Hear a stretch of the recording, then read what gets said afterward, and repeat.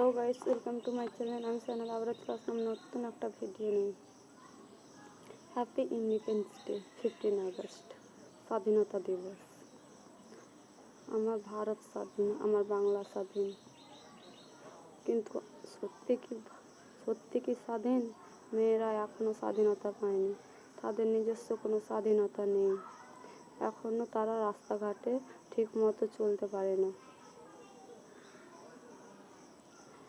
মেয়েরা এখনো সমাজের কাছে স্বাধীন না, তার শ্বশুর বাড়িতে স্বাধীন না।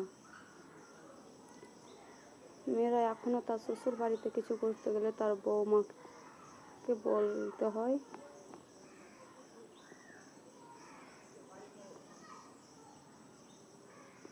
কোনো মেয়ে তার শ্বশুর বাড়িতে কোনো কাজ করতে গেলে তার শাশুড়ি মা বলে ওঠে, এটা করো না বৌমা, ওটা করো, এটা এইভাবে হবে না, ওইভাবে করো।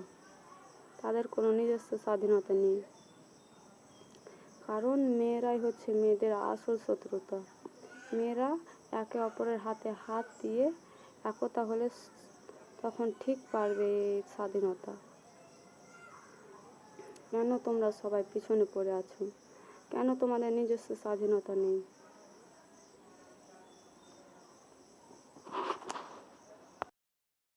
একজন মেয়েকে তার শ্বশুর বাড়িতে কতটা লাঞ্ছনা পালছনা খেয়ে থাকতে হয়, তো কিসের স্বাধীনতা?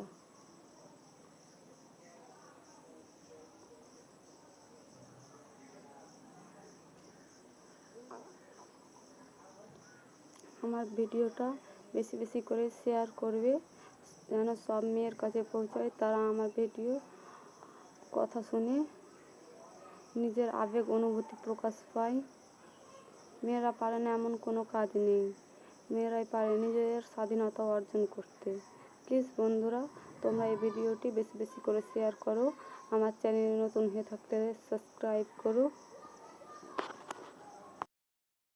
একজন মেয়ে তার শ্বশুর বাড়িতে কোনো কিছু হোক বা না হোক, সেই বাড়ির বৌমাকে হুট কথাতে বাড়ি থেকে বের করে দেয়।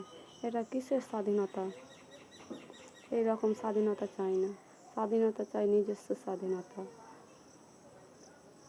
সেই বাড়িতে তার কোনো মত নেই, নিজস্বভাবে থাকতে পারে না।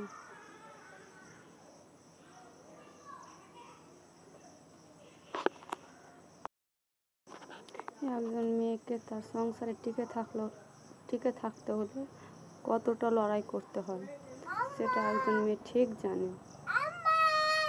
তবুও তার শ্বশুর বাড়িতে সে পছন্দ মতো হয় না, কিংবা কারো সাথে চলতেই পারে না।